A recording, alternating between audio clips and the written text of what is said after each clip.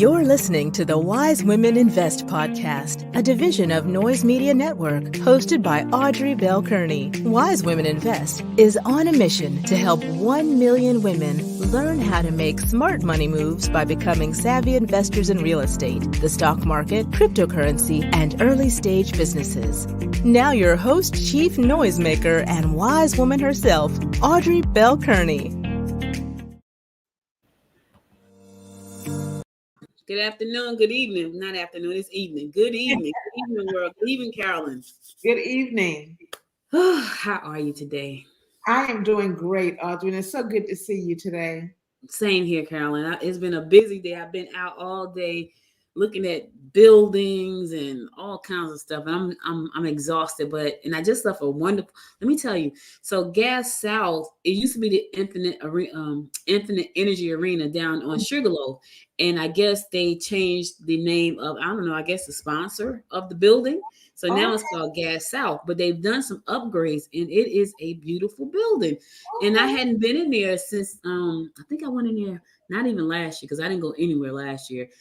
19. That was the last time I had been to an event there, and they were just finishing up the parking lot. Now the parking deck is completely done, and they also made some alterations to the building itself. I think that building is new. It's really nice in there. So we were in the lobby area, and the lobby area has to hold about 300 or 400 people because it was about 150 people there on one end, and the whole end on the other side was totally empty, which is crazy. So it's really nice. It's really nice. Nice. So I just left it. I haven't been over there in a while as well since the pandemic. I need to get over there and see that, especially since the renovations are done. Yeah, it's beautiful in there. So it's I was like, this is beautiful. So yep. So that's where I've been today. So listen, we're gonna be talking today, Carolyn, because a lot of people, they've heard of an IRA or IRA, they've heard of a Roth or a Roth IRA. And I think a lot of people still don't know the difference and why it's important and how to get started in investing in a Roth and which one do you choose? Because I think, it's a confusion when you hear. And let me tell you a quick story. And this is before I knew what I was doing. My mom had some money and she put it in a regular IRA. And she would watch it, Carolyn, like watched it fluctuate. And so her money kept going down and she freaked out and she took all the money out because she's like, oh my God, this is not working. I'm losing all my money. And this was years ago. It had to be 15, 20 years ago. Right. And I was trying to explain her, listen, just leave it. That's not for you to take out right now. It's going to fluctuate. So a lot of people don't understand that part. And so she had a traditional Roth, or traditional IRA, and she just did not like what she saw, and she took the money out, got hit with a penalty and everything, took the money out. She's like, I don't care what you say, I'm about to take my money out of this thing. And so she didn't listen to me. But so there are going to be some people right now who want to know what's the difference and how do I invest and which one do I choose? Okay. Well, every time we talk about investing, we also always have to remember that it is really individual specific.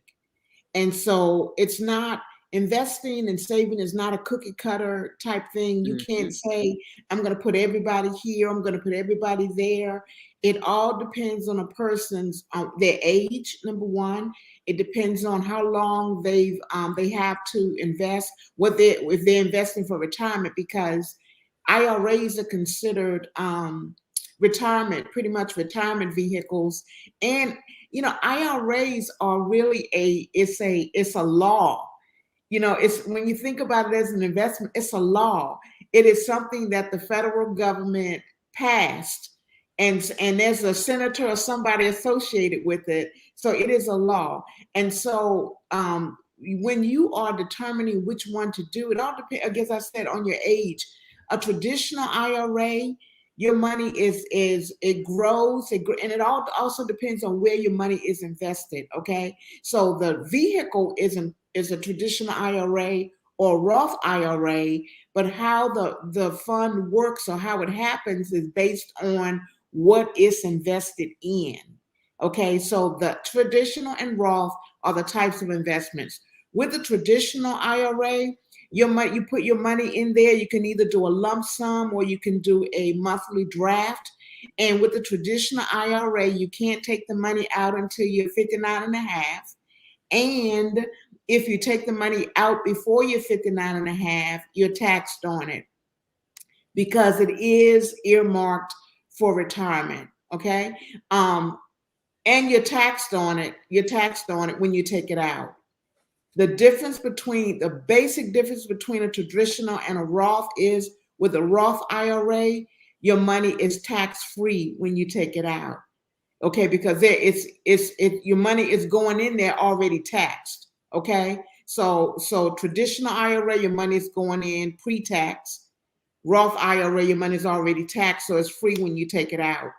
The other thing with the Roth is that you can actually take out your money after the Roth has been established. If you're 59 and a half, after the Roth has been established for at least 5 years, you can take some of your money out without any penalties or anything, which is different from the traditional IRA.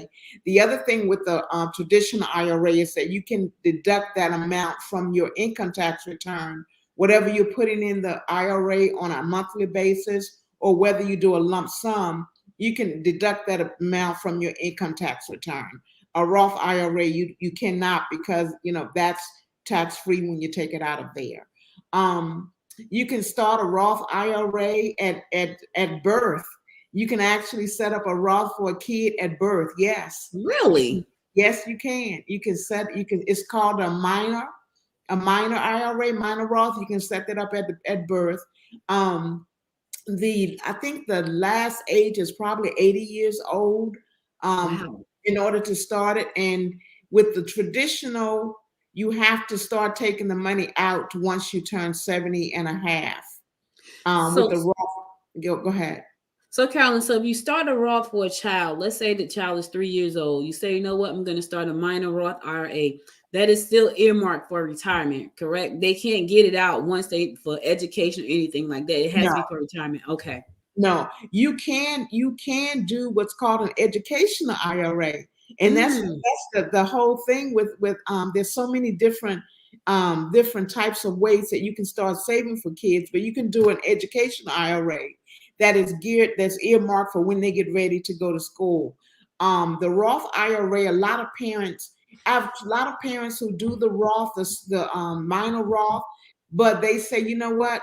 Because I just did a client yesterday, and she said, I think I'm going to just put him in a regular investment account, and let's not do the IRA. And I said, well, she said, because one, here's the other thing. At 21, it converts over to the child when they get to be age 21. She said, I'm not wanting anything converted to him when he gets to be, I want to be able to control it also. Set me up a regular investment with his name on it and my name on it. And that way, and I'll just pay the taxes on the growth, and so again, as I said before, every single investment depends on the individual.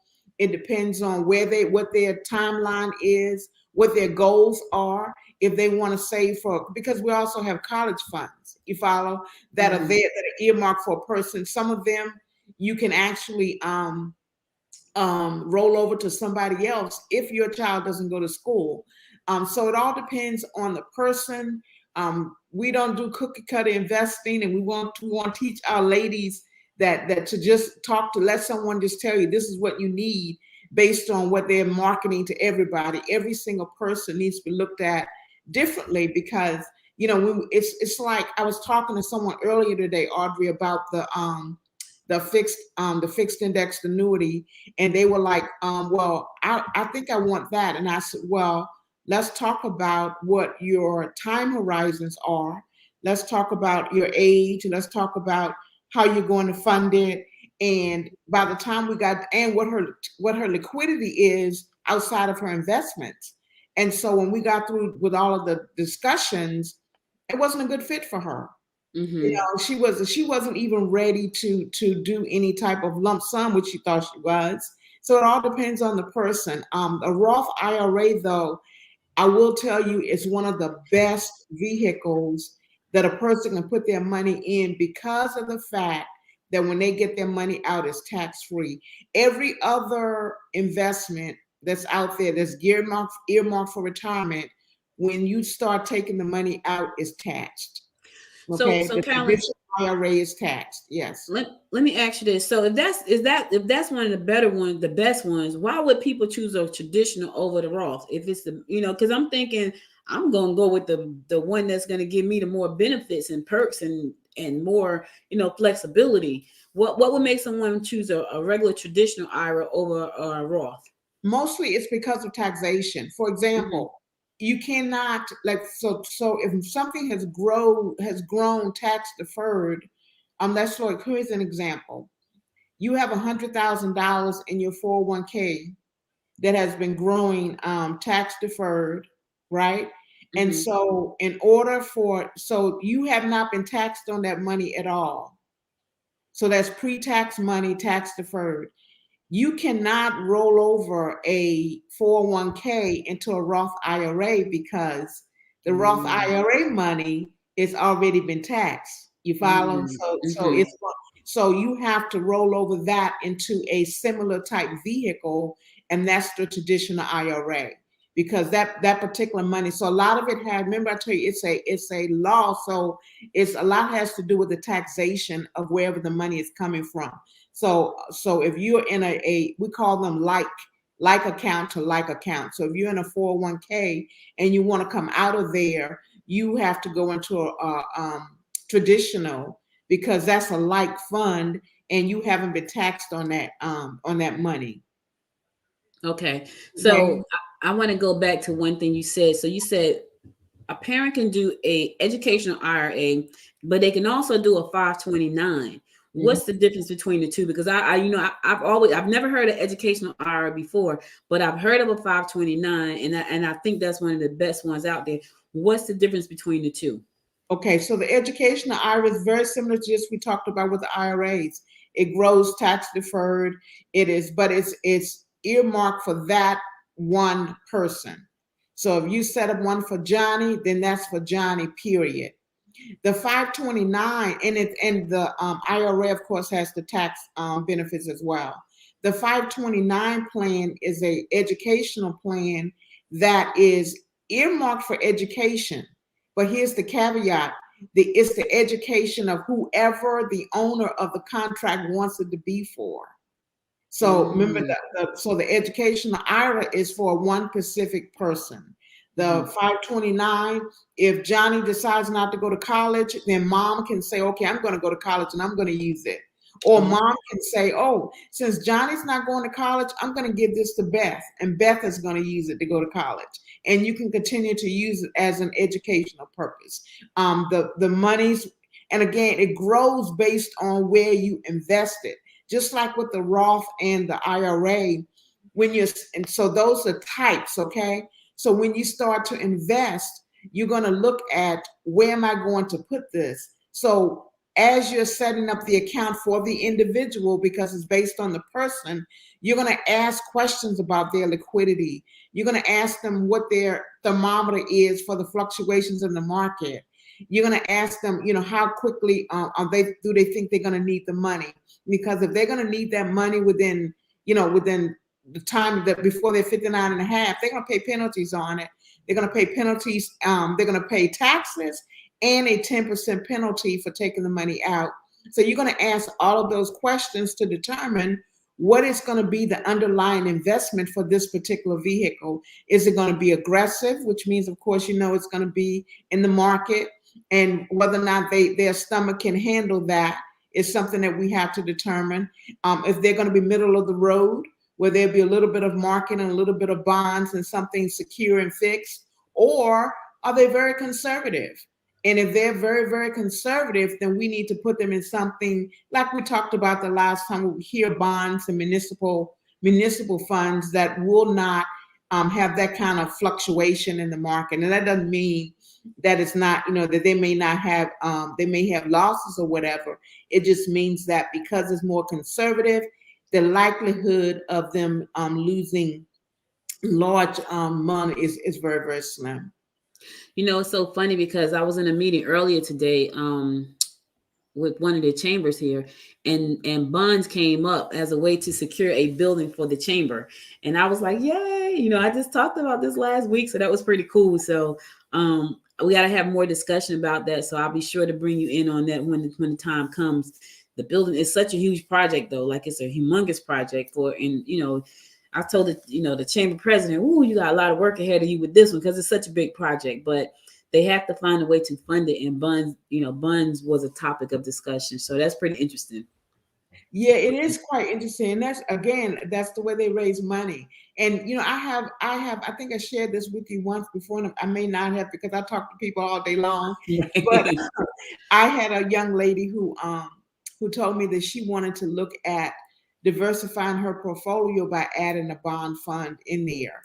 And so we just have to decide where, because she's from I think she's from Illinois. She's from Chicago.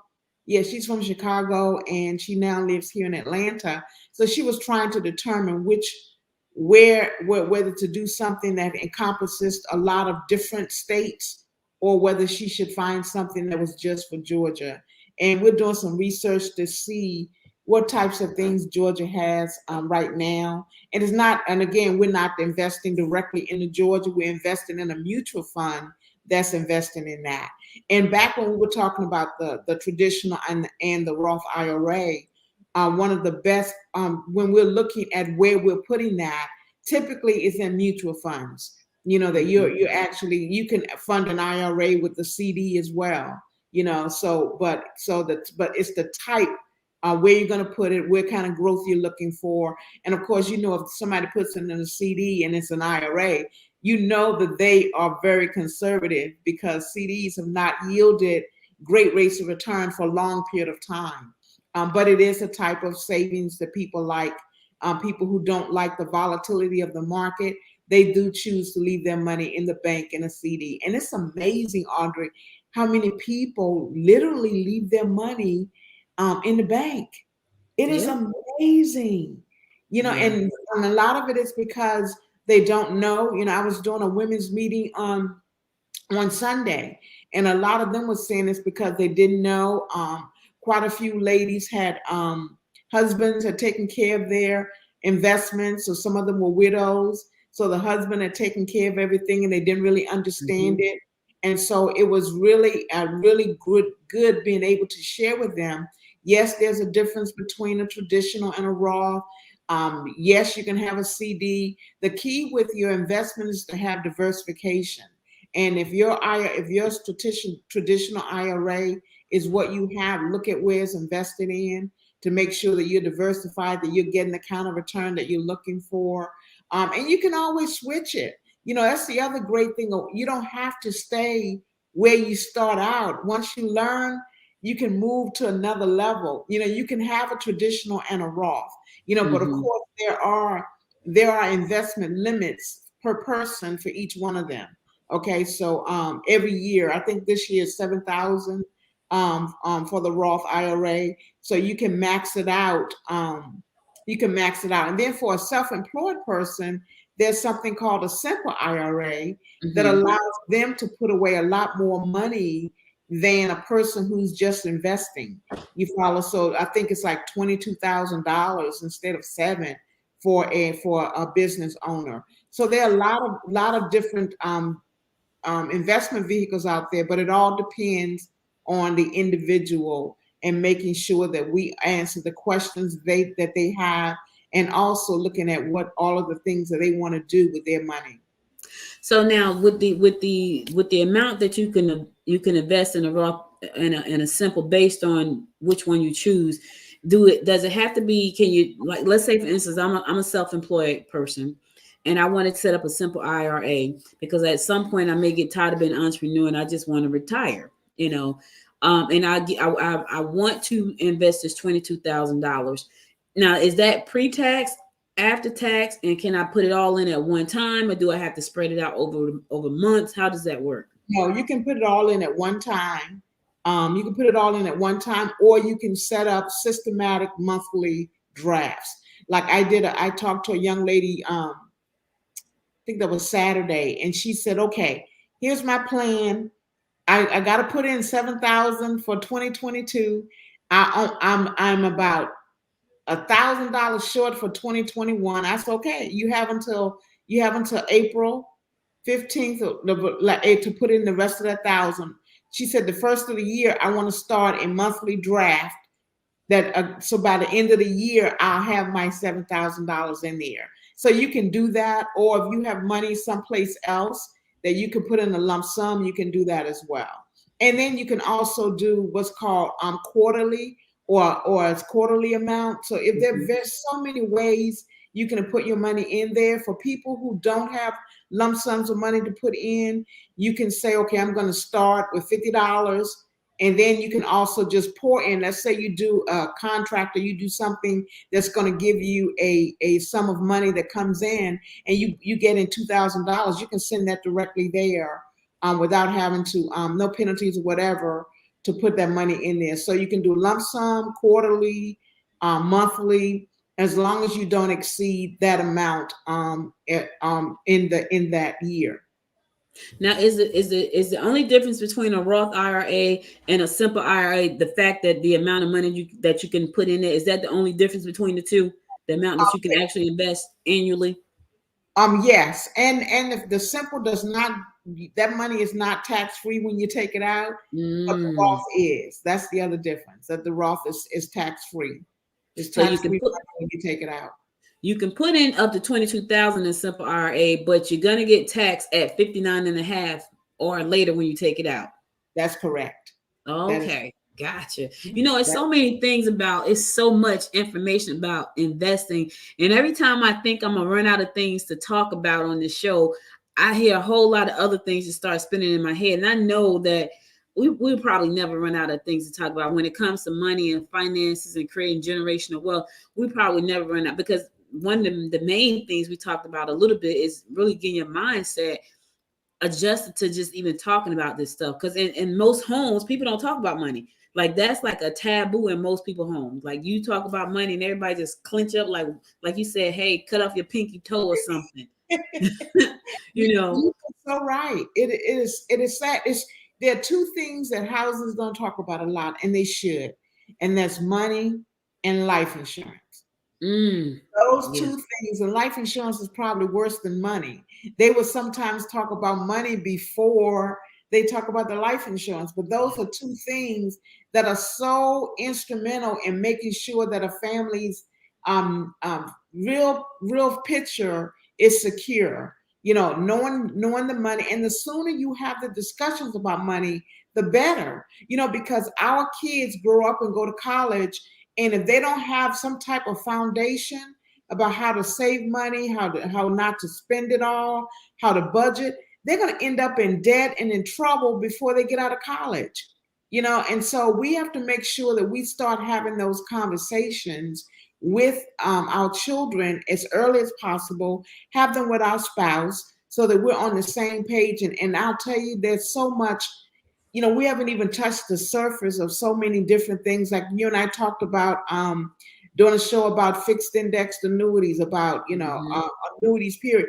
There's so much more and so many different levels that we can continue to talk to and add information to the people who are listening to us. And I would say too, Audrey, that's so important. You know, I always remember that the topic of this is Wise Women Invest. It is so important that women know what they have in their household. You know, what type of investments do your husband have?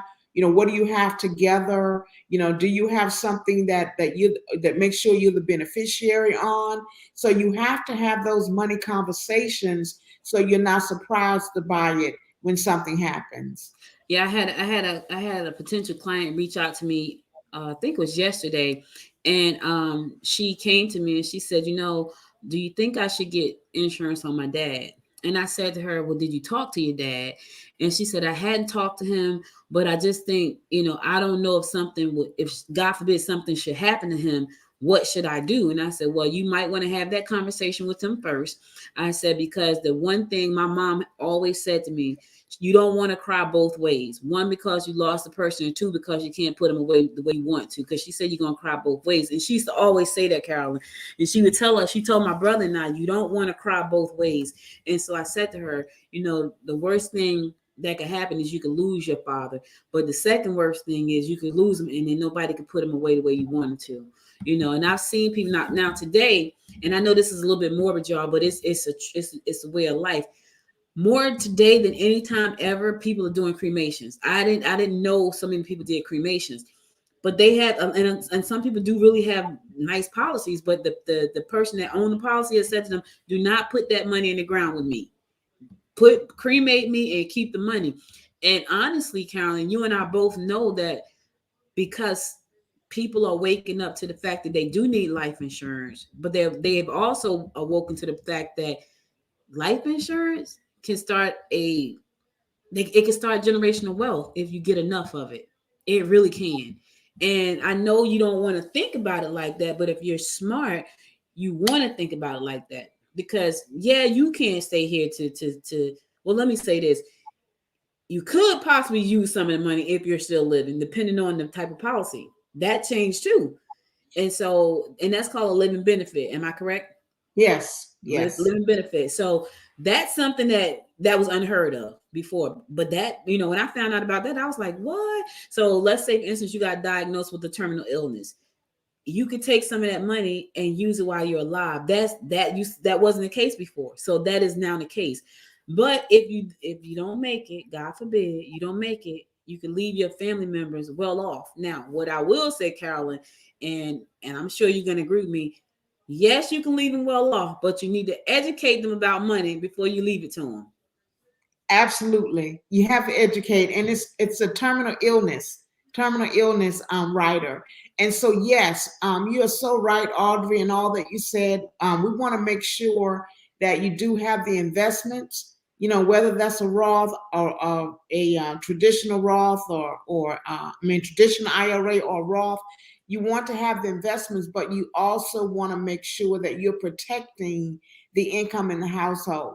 I had a client who called me on Thursday who had a spat with her husband. If she's listening, I'm not going to mention your name, so so you're good. But she had a spat with her husband, and she had just increased their life insurance policies. And so she got really upset and said, I'm not paying for this. I want you to cancel it. And I said, okay, are you sure that's what you want to do? You should not make any decisions while you are upset. She says, no, I'm fine. I'm fine. I'm fine. We got the Roth IRA. We have our 401k. We have investments. We're good. And I said, well, you just started your Roth.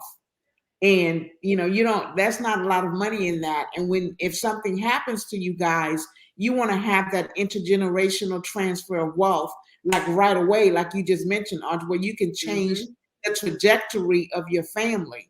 And she says, that's okay. I said, I'll take care of it. Whereas as it would happen on Friday, I got real busy, and then the weekend happened. And then I thought about it on Sunday night, and I was like, oh my goodness, I need to call the office in the morning to take care of that for her. And at 8 o'clock Monday morning, she calls and she says, I hope you didn't cancel that. And I said, why? She said, because we're good. We're good now. I said, okay, what lesson are we learning from this? I said, because if I had canceled it, and if anything has transpired in his life where he's now on medication or he's sick or something has happened, there's a probability that it's going to be higher or you may get declined. At your age, you can't play games like that. So promise me you won't make lifetime decisions based on emotions. So you want to make sure, as started earlier, you can have the investments, have the retirement, but also make sure that you set up something, we call it income protection, to make sure you're protecting the legacy of your family. And you definitely want to educate your family beforehand. I know that, people think that this is like a whole lot of extra time that they got to put aside to learn this stuff. But I'm going to tell you right now, my mom used to tell me this too: dead money don't last long. And she used to say that all the time. And trust me, I've had money left to me from people that went right through my hands. And my brother-in-law like, what just happened? That's because you think you know what you're going to do with that money till it hits your hand, and then that money just squeezed through. So when she passed away, we did a whole lot of things different because she told us that long time ago, that money don't last long.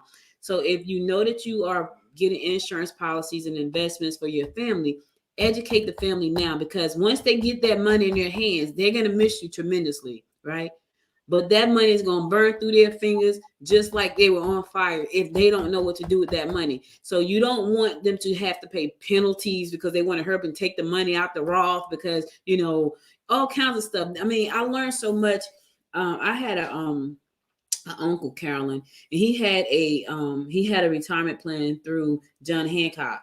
Had I not known the things that I knew, that money would have been sitting in John Hancock because they told my mom nobody could get it. They was like, no, nobody could get it. Nobody can get it. And for years, nobody got it. And I knew better and I kept fighting and she got it. But they told her nobody could get it. But if you don't know, when you know better, you do better. So Carolyn and I are not here just to try to sell you something. We're here to educate you so you know better. We're here to educate you so you can teach your family better. So if anything should happen to you, they know what to do with that money other than go out and buy a bunch of shoes and a car, right? Because all of that stuff loses value the minute it comes out the store. And half the time, it doesn't have any value anyway. So we are just trying to educate you so you can educate your family so you can make wise, smart money moves, especially if something should happen to you. And if you're planning a future right now, if you have little children, start right now. Like I didn't even know about the education IRA. I knew about a 529 because that's one of my favorite plans. But the education IRA, I had no idea. So you want to make sure, guys, that you take this information and you use it to strengthen your financial foundation for your family and yourself. And if you're interested in building generational wealth, you want to do that. So for more information, how to contact Carolyn and I, you can go to wisewomaninvest.co, or Carolyn, how can they contact you? You can reach me at 404-844-8110. All right, that's our time with you. We'll be back again next week, bringing you more smart money moves and tips to help you grow and to help you create a financial future for you and your family that's solid as a rock. All right. Thank you again, Carolyn, for joining me, and always, just sharing knowledge with everybody that's listening and watching around the world. We are syndicated in 5 different locations right now: LinkedIn, YouTube, Facebook, Twitter, and Roku. So we're all over the place. So listen, you guys want to reach out to us, you have Carolyn's phone number, you have the website, go there, set up a free consultation, get your free assessment. We can do a financial needs analysis. We can help you find your financial freedom number. We can help you pick the best investments for you and your family. We can help you. So this is to help you and your family create a better future financially for all of you. So thank you again for watching. We'll be back again next Wednesday, God willing, people, God willing. Until next time, good evening and make it a great day. Bye, y'all. Good evening. You've been listening to the Wise Women Invest podcast. Tune in daily at 6 p.m. for a new investment tip to help you make smart money moves. To learn more about Wise Women Invest and to join our community and investment club, go to www.wisewomeninvest.club. To never miss an episode of the podcast, download the Wise Women Invest app from the App Store and be sure to share the show with another wise woman. Again, our website is www.wisewomeninvest.club.